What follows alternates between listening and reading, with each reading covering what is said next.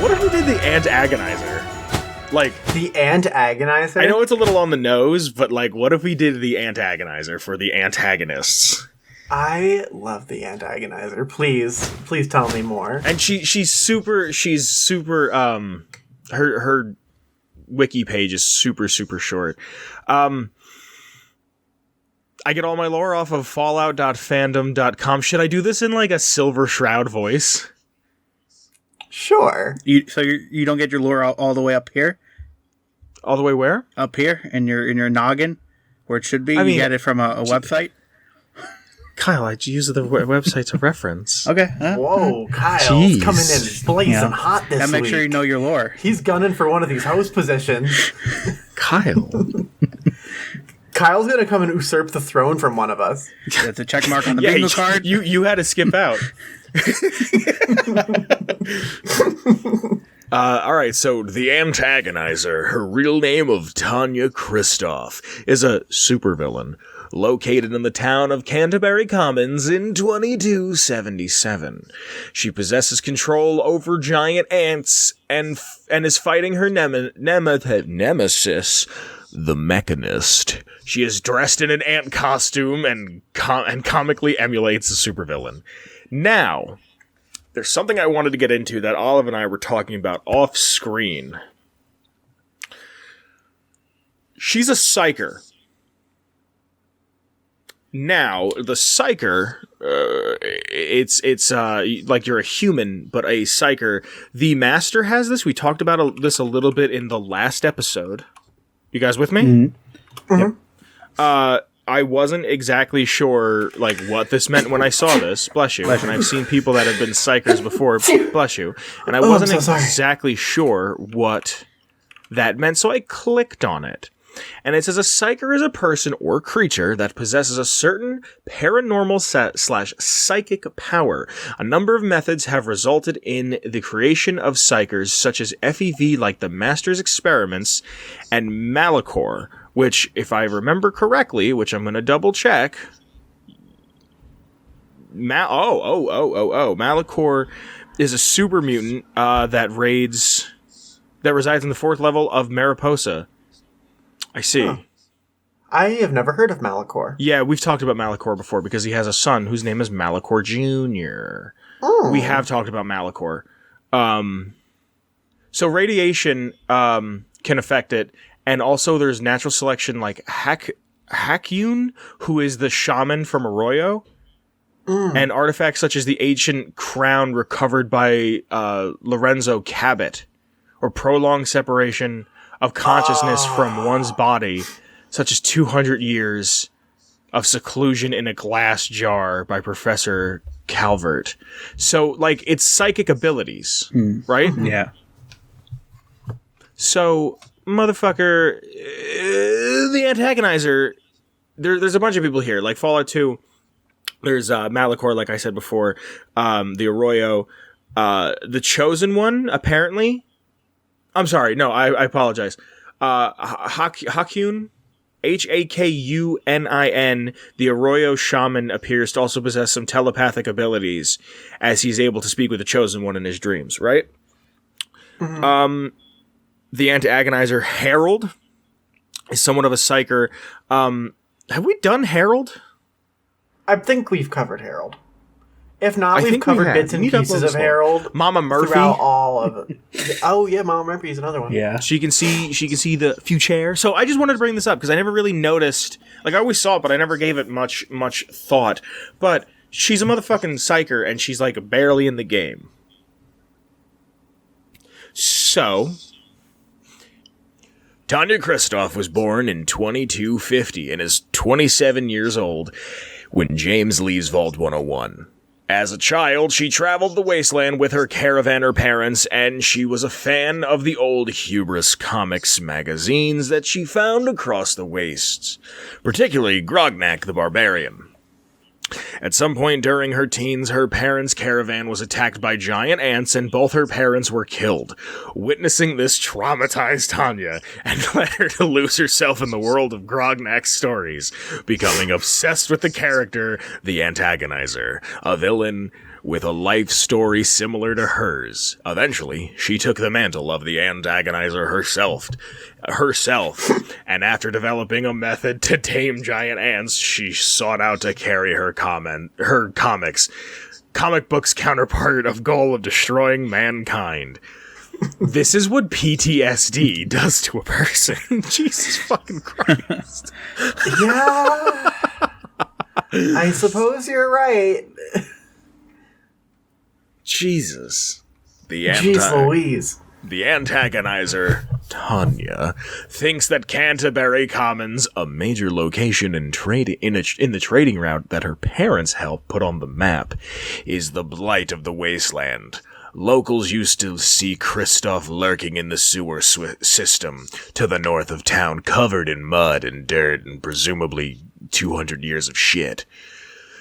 Giant ants eventually started hanging around, and she disappeared for a few months and reappeared as the AntAgoniser, harassing the town ever since. So did she just, like, meditate really hard with, like, ant pheromones and become psychic? Dude, I guess. Probably. Like, how did she gain control over these ants? Dude, do you ever... She's like a horse girl, but for ants. You know what they say about horse girls, dude? Horse girls got crazy. So she must be fucking, like... slinging. Dude, yeah. She's just... She might be, like... At the risk of a bad pun, my queen, because she's just nuts, dude.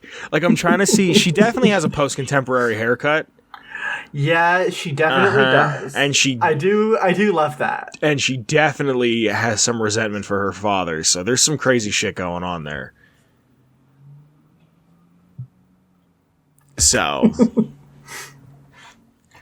if you talk to Joe Porter, these are just some quick notes. She's fucking crazy. If you talk to Joe Porter, it reveals that her name is Tanya Kristoff. He also offers insight into her apparent madness. If the Lone Wanderer helps the AntAgoniser during her quest, she can be found wandering the wasteland with her ants in a random encounter. Just like walking around, just like destroying people's lives. Imagine just this crazy woman in a fucking getup like that and some ants walking around, and you're just like... looking at it from a distance, and you're just like, I just want to eat today. And she's like, yes, the ants, the ants, I am the queen. You stick your head out from the sewer and say, like, what is that racket? And you see this woman parading ants around the wasteland. Slowly go back into the sewer, closing it. I can just picture where, you remember the quest where you get the experimental MIRV where you have to find all the tapes? Mm-hmm. I just kind of picture that. And, like, some guy's, like, sitting there trying to eat, like, dog food out of a can, and he hears, like, and, like, a crazy woman spouting off nonsense. She's like, I hate my father for leaving me, and, like, running around. And, she's just, and then he just kind of, like, stands up, and he's like, yeah, I'm good. Cool. And, like, just sits back down. Like, because I remember that's on, like, a hill. She's nuts, dude. She's fucking nuts. I love a good crazy woman. You can get her out of her clothes by using the Lady Killer perk to get her outfit. The AntAgoniser will also give her unique knife, the Ant's Sting, as a reward if the Mechanist is either killed or convinced to give up his costume and bring it to her. She's fucking crazy. She's a nut job. If the Lone Wanderer gets the Mechanist costume by killing or convincing him to stop and confronts the AntAgoniser while wearing the Mechanist costume, she will confront the Wanderer as the Mechanist and say, he finally came here. What the fuck? He finally came to their final battle. And it will result in her attacking with a Ripper instead of the Ant Sting and the Soldier Ants. That is lovely. And then she may have fucking human flesh in her inventory, hinting at cannibalism. That is so lovely. Can I point out real quick? Yeah. that in the gallery, the Fallout Shelter online picture is stunning. It's Dude, beautiful. okay, we're gonna talk about that. Yeah, there's some art, and it'll be on screen. One, they make her look like way too, like, they make her look like a girl. She looks like a League of Legends character. Yes, dude, she looks like somebody who fucking hates her father with a burning passion. She looks like what I want to eventually look like. Dude, she looks like I love her. Like, Kyle, can you see this? You want me to bless you? Sure. Goddamn.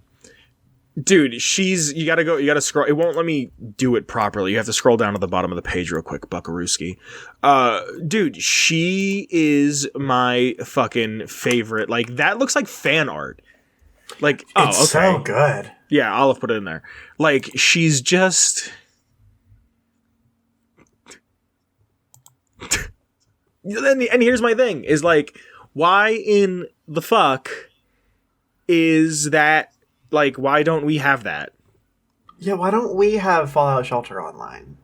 Like, I mean, I know why, because it's only for China, but look how good that looks. It does look like a freaking League of Legends character. Like a League character, right? But, like, she's not a major character, and they put her in Fallout Shelter Online.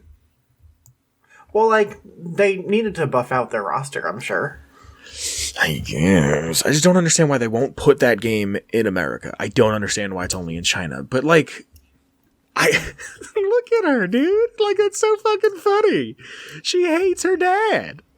I love her. She... More power to her.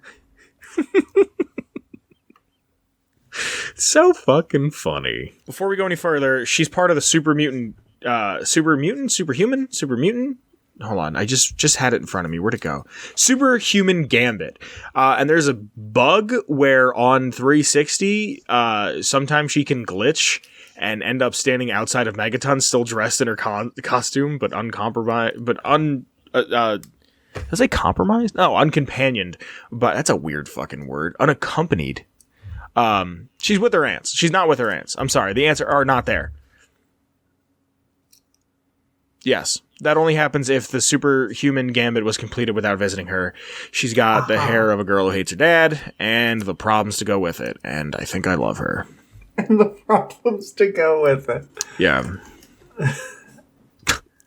Her barter, melee, and speech are her her tag skills. Yeah, and her karma's evil. This girl manipulates men. Like, yeah. I love that.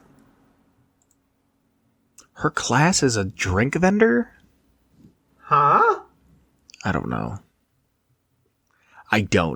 She's the best. It must have just been like engine side stuff. All right. That's lore. Yeah, that's lore.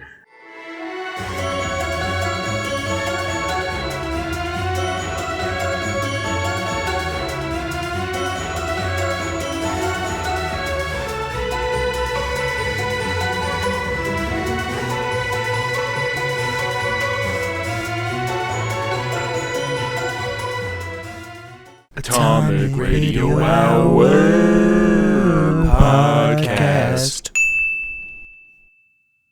A Ghoulman Entertainment production.